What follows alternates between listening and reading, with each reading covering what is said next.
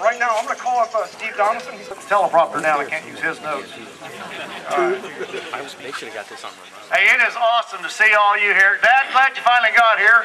Good to see you coming in. The rest of you, I know we've gotten inquiries from Robinson, Charleston, Mattoon, Sullivan, Xenia, all over.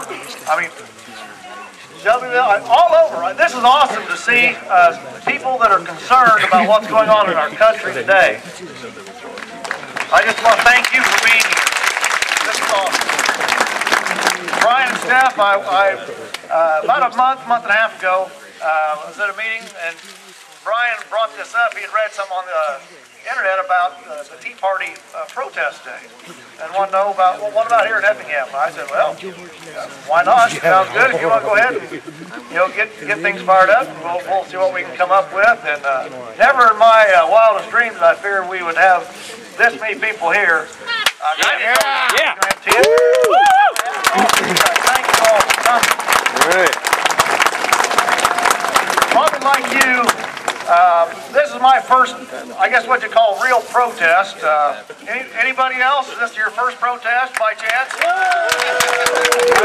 You've probably been too busy working to fund to go to any other protests. But it's because you care about what's happening to our country. You know, some would consider you a threat. You know, we've just recently heard about that the last day or two. You know, some people view us as, because we care about what happens to our country, what happens to our children, and their future. It intimidates some of those in authority, and that's sad in this country. But that's the way it is. I've got a few things I just want to share with you.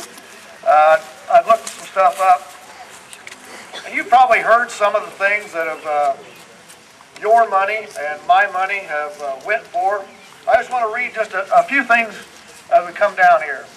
Talking about some of the bailouts that we have all been a part of now, thanks to our government. It says, on March 31st, we'll read a little bit, Bloomberg News Service reported that the U.S. government and the Federal Reserve have spent, lent, or committed $12.8 trillion, an amount that approaches the value of everything produced in the country last year. The story continues, the combined commitment has increased by 73% since November. When Bloomberg first estimated the funding, loans, and guarantees at $7.4 trillion. That was their first estimate. Here's just some of the stuff that what we have spent our money on. You've all heard about the banks, AIG, the dollars that they've gotten. We've got term securities lending, $250 billion. Term auction facility. I have no idea what half of these things even are. $900 billion. We've got a currency swap, $606 billion. GSE debt purchases, $600 billion. 2 months. Net portfolio CP funding, $1.8 trillion. We've got some of the Treasury's total, the TARP funds. This is a bipartisan group here tonight. We don't want this to come off as slamming one part or the other. Both sides sharing the blame for spending our money. They do. Absolutely. Under Bush, we had the TARP, $700 billion there in the fall before the election. We've got tax breaks for banks, $29 billion. Bush's stimulus package, that didn't seem to stimulate things too well either, $168 billion. That's because you guys put it in the bank and paid off bills. Didn't spend it like they wanted you to. Obama's stimulus was only $787 billion. That's it? That's the first one. Yeah, that's it. That's the first one. Payment. You would think it may sound funny, they're going to have another, but you all heard that, before the first one was done, they were talking about the second. We have Treasury exchange stabilization, $50 billion. Student loan purchases, $60 billion. Support for Fannie Mae and Freddie Mac, $400 billion. And a line of credit for FDIC, $500 billion. The list is on, and it's numbers that we can't even comprehend. That we have spent, or like it says, loaned or committed here just since the fall of the year. As Brian mentioned, we in this country, most of us probably believe that no business should be considered too big to fail. You or I, if we make a mistake, spend more than we have to suffer the consequences. so should every business. You know, individuals, same thing. You know, if you bought more than what you could afford and you can't afford to pay for it, I guess somebody else is going to be getting it back then. You know, that's the way it ought to be. You know, as he pointed out, where was this? I saw one sign. Jim, where's your sign at, Jim? I liked a lot of these signs that says, "Your grandchildren owe China $10 trillion. You know, what we have done has caused generational debt. You know, it's not what we are going to be paying off. You know, like I said, it's going to be what our children, our grandchildren. You know, that's sad. That's sad, and for some, it doesn't bother them.